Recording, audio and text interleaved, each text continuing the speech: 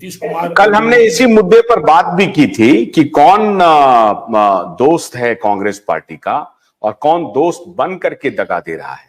उसमें हमने ममता बनर्जी का भी नाम लिया था और केजरीवाल का भी नाम लिया था कि केजरीवाल, और उसका एग्जाम्पल मैंने दिया कि जो मीटिंग हुई थी जो दूसरी इंडिया ब्लॉक की, जिसमें प्रधानमंत्री के नाम की घोषणा हुई थी, उस मीटिंग के कुछ घंटे पहले ममता बनर्जी की मुलाकात नरेंद्र मोदी जी से हुई थी। उसके बाद सीधा वो उस इंडिया ब्लॉक की मीटिंग में गई थी और वहां उन्होंने मल्लिकार्जुन खड़गे के नाम की घोषणा कर दी कि ये प्रधानमंत्री हो सकते हैं हमारी तरफ से। और उनको जो सेकंड किया वो अरविंद केजरीवाल थे। उन्होंने प्रस्ताव को कहा कि जो समर्थन दिया वो अरविंद केजरीवाल थे, बाकी सभी साइलेंट थे। और उसी दिन ये लग गया था कि ये अलायंस बहुत दिन नहीं चलेगा।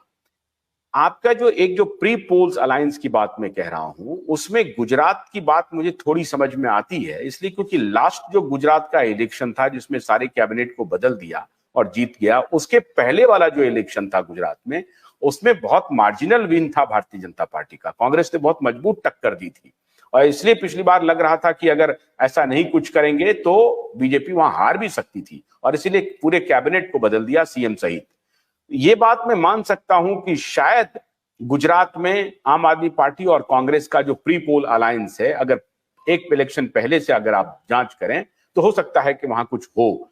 लेकिन अभी जो सिचुएशन है वर्तमान में, उसमें मोदी एक बहुत बड़ा फैक्टर है। इसलिए मैं पीएचडी के स्कॉलर से इस पर भी मैं तवज्जो देने की बात करूंगा कि आप जो स्टैटिस्टिक्स को, जिसमें स्टैटिस्टिक्स का एक फ्लॉ है कि वो जब आंकड़ा का मीन निकालता है तो उसमें निकालता है, पता चला कि बारात 50 है, अब देखा कि भाई जो लड़का है वो किसी नदी को पार करेगा तो उसमें देखा कि भाई इसका मीन निकाल लो, एवरेज निकाल लो, और अगर वो 5 पॉइंट इतना है तो ये निकल जाएगा और नदी में कितना पानी है, अगर इतना पानी है, पता चला बारात निकल गया, लड़का ही डूब गया। तो स्टैटिस्टिक्स का जो ये फ्लॉ है वो कई बार काम नहीं करता है। इसलिए मैं आपके प्री पोल अलायंस से सहमत तो हूं, लेकिन ये सिर्फ कागजी दिखता है क्योंकि मोदी फैक्टर को आप अंडरमाइन कर रहे हैं। मैंने तो बिल्कुल मोदी फैक्टर को अंडरमाइन किया ही नहीं हूं। मैं तो बार बार कह रहा हूं 303 सीट, तो आप कहां मुझे मोदी फैक्टर को अंडरमाइन कर रहे हैं। डिबेट में समझ नहीं आ रहा है, आपका क्वेश्चन मुझे समझ नहीं आ रहा है। पहली बात, मैं तो खुद कह रहा हूं कि BJP is in a position to win 303 by itself. तो कहां मैंने अंडरमाइन किया? मैंने एक बार भी कहा? बाकी लोग सोशल मीडिया या टेलीविजन में भी कह रहे हैं कि अरे बीजेपी तो 220 पर आ जाएगा। मैंने तो नहीं कहा। मोदी फैक्टर तो गिवन फैक्टर है ना, 2014, 2019, आज भी। बट मैं आपसे सवाल करता हूं, बताइए दिल्ली के 7 कैंडिडेट को बीजेपी 6 कैंडिडेट को क्यों हटाया है? व्हाई? What for? फट गई है ना बीजेपी की दिल्ली में। ऑल 6 कैंडिडेट आउट, नए ला रहे, क्यों? प्री पोल अलायंस आप और कांग्रेस का, ये राजनीति होता है, इसको कहते हैं स्ट्रेटेजिक गेमिंग। हरियाणा में भी हर जगह आप देखिएगा, अभी हरियाणा में मुख्यमंत्री को हटाया और आप लोकसभा में देखिएगा सारे को हटाया जाएगा, क्योंकि इंटरनल सर्वे दिखा रहा है कि मैसिव एंटी इनकम्बेंसी है, फार्मर एजिटेशन, कास्ट सर्वे। इस कारण जो है हिंदी हार्टलैंड में वो सिचुएशन नहीं है जो 2019 में था। हालांकि मान लीजिए प्राण प्रतिष्ठा हुआ रामलल्ला वाला, तो इससे कुछ सिंपैथी वोट और आएगा। दूसरा, मोदी गवर्नमेंट की कुछ अपनी अचीवमेंट्स है तो उससे फिर वोट आएगा। ये मैं आज भी नहीं कह रहा हूं कि मोदी जी हार रहे हैं। मैंने तो एक बार भी आज तक कोई मुझे पब्लिकली मन पूछ ले, मैं तो मानता हूं कि इस चुनाव में मोदी जी जीतेंगे, वो सवाल नहीं है। सवाल है कि कांग्रेस जो पहले था 51 सीट लाता था, वो सारे सर्वे जो मान लीजिए प्रो बीजेपी चैनल्स हैं, उनका भी सर्वे दिखा रहा है कांग्रेस को 75 सीट। क्यों? इसलिए दिखा रहा है 71 सीट लोएस्ट है। Why? Pre poll alliance. Congress की रिवाइवल इतना ही हो रहा है कि वो 50 से 75 पर, that is by statistics 50% revival. ठीक है ना? ये तो मैं नहीं कह रहा हूं कि कांग्रेस जीत रहा है, सरकार बना रहा है, बट रिवाइवल हो रहा है प्री पोल अलायंस के कारण। कांग्रेस इतना वीक हो गया था कि अपने बूते पर वो जो 200 सीट है जहां वो बीजेपी से डायरेक्टली लड़ रहा है, पिछले बार 15 जीता, इस बार प्री पोल अलायंस के कारण मान लीजिए 15-20 जीत जाए, 30 जीत जाए। वो अलग बात है।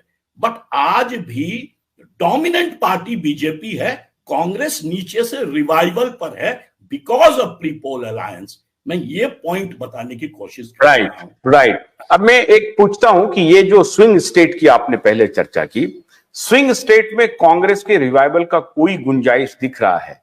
क्योंकि इधर सर्वेज के बात से मैं सहमत हूं कि 50 से हो सकता है कि 70-75 तक चले जाए। आइडियल स्थिति तो ये होती कि 100 का आंकड़ा क्रॉस कर जाए तो इंडिया ब्लॉक की बहुत मजबूत स्थिति होती, और ये तभी होगा जब कांग्रेस 100 का आंकड़ा क्रॉस करे, लेकिन अभी तक कोई दिख नहीं रहा है। स्विंग स्टेट में कोई संभावना है ऑर्गेनाइजेशनल स्तर पर भी, या कांग्रेस के लिए कोई स्कोप दिख रहा है आपको? तो स्विंग स्टेट तो उलट ना बिहार। गया। स्विंग स्टेट बिहार बनने वाला था। यदि नीतीश जी रहते इंडिया अलायंस में तो पूरा खेल ही बदल जाता। राइट, हो सकता है बीजेपी 15 सीट पर लुढ़क जाता, पर वो तो हुआ नहीं। नीतीश जी कूद के चले गए और चिराग पासवान उधर ही रह गए, तो बिहार तो पलट गया पूरा। अब दूसरा स्विंग स्टेट या तीसरा स्विंग स्टेट, मैं उनको स्विंग स्टेट नहीं मानूंगा, बट महाराष्ट्र 48 सीट है, तो महाराष्ट्र में जो फाइनल माने सीट का वितरण होगा दोनों साइड में। और दूसरी बात है, अभी जो है सर्वे ये नहीं बता पा रहा है, एक भी मैं सारा सर्वे देख चुका हूं, एक भी ये नहीं बता पा रहा है कि शिवसेना और एनसीपी का जो वोटर है वो किधर जा रहा है। मतलब एनसीपी का वोटर शरद पवार के साथ है कि अजीत पवार के साथ। उसी तरह से शिवसेना का वोटर मेजॉरिटी मान लीजिए 70%, 75% वो ठाकरे जी के साथ है कि शिंदे जी के साथ। तो ये महाराष्ट्र में हो रही है सर्वेज के हिसाब से महाराष्ट्र में सर। वही तो मैं कह रहा हूं कि दोनों अनसर्टेन फैक्टर है। तो मैं खाली इतना कहूंगा कि बीजेपी के लीडर ही कह रहे थे 1-1.5 महीना पहले कि बीजेपी बहुत बड़ा सेटबैक फेस करने वाला है महाराष्ट्र में, 1.5 महीना पहले। आज नहीं कह रहे हैं। आज जो है अशोक चव्हाण कांग्रेस का, उनको निकाल दी, माने वो चले गए उस तरफ। उसके पहले फॉर्मर ट्रेजरर के बेटा जो हैं, जिस दिन राहुल गांधी स्टार्ट किए, देओरा जी, वो मिलन देओरा, वो चले गए उस तरफ। तो कांग्रेस का जो बेसिक, कांग्रेस के साथ क्या है ना, मोदी जी का जो इन्फ्लुएंस है बीजेपी पर पूरे देश में, वो राहुल गांधी का नहीं है। कांग्रेस टिकता है लोकल लीडरशिप पे, है ना। डीके मान लीजिए शिव कुमार कर्नाटक, या रेवंत रेड्डी आंध्रा। तो उसी तरह अशोक चव्हाण बड़े इंपॉर्टेंट लीडर थे महाराष्ट्र में, वो कुदक के चले गए तो कांग्रेस वीकेंड हो गया। तो नेचुरली उसका असर पड़ेगा, उससे इंडिया अलायंस बहुत जोर वीक हो जाएगा। तो अभी मैं कहूंगा जो पहले डिसएडवांटेज था बीजेपी का, वो लग रहा है कि धीरे धीरे कम से कम न्यूट्रल हो रहा है या एडवांटेज की तरफ जा रहा है। पर ये टोटली डिपेंड करेगा 2 फैक्टर पे कि शिवसेना और एनसीपी का जो असली वोटर है वो किसको नेता मानता है।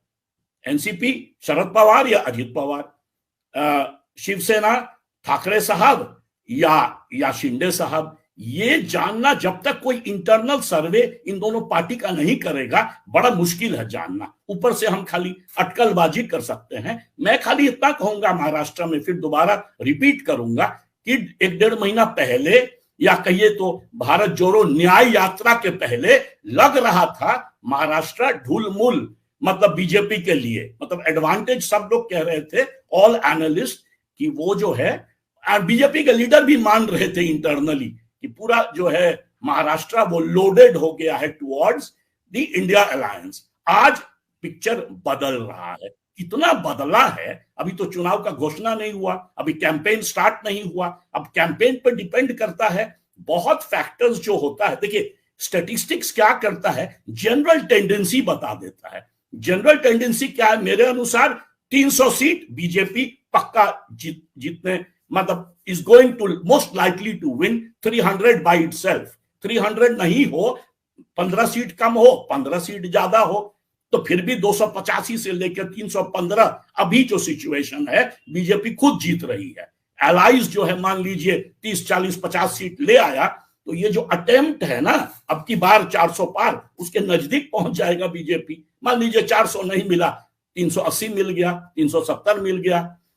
पर कांग्रेस का, इंडिया अलायंस और कांग्रेस का ये सिचुएशन नहीं है। आपने जो खुद कहा, कांग्रेस जब तक 140 नहीं लाएगी तब तक तो कोई सवाल ही नहीं है इंडिया अलायंस विक्टोरियस होगा। तो अभी जो सिचुएशन है उसमें कांग्रेस 70 से 75 से ज्यादा नहीं ला सकती है। अब जब एक बार अनाउंस हो जाएगा चुनाव, जब कैंपेन पिकअप कर लेगा, नए इश्यूज आ जाएंगे, फार्मर्स एजिटेशन कहां पहुंचेगा, मंडल एजिटेशन कहां पहुंचेगा, तो हो सकता है थोड़ा बहुत फेरबदल हो। फिर भी मैं कहूंगा, मेरा जो अपना अंडरस्टैंडिंग है, सरकार तो मोदी जी बनाएंगे ही। गन्ने की कड़ी बुनियाद, जिसे मराठी में खुडक्या और कुछ उत्तर भारत के क्षेत्रों में खुटकी भी कहा जाता है, उसे केवल भोलानाथ का 2-in-1 बैटरी ऑपरेटेड हार्वेस्टर कम ब्रश कटर आसानी से और बिना रुकावट के काट सकता है।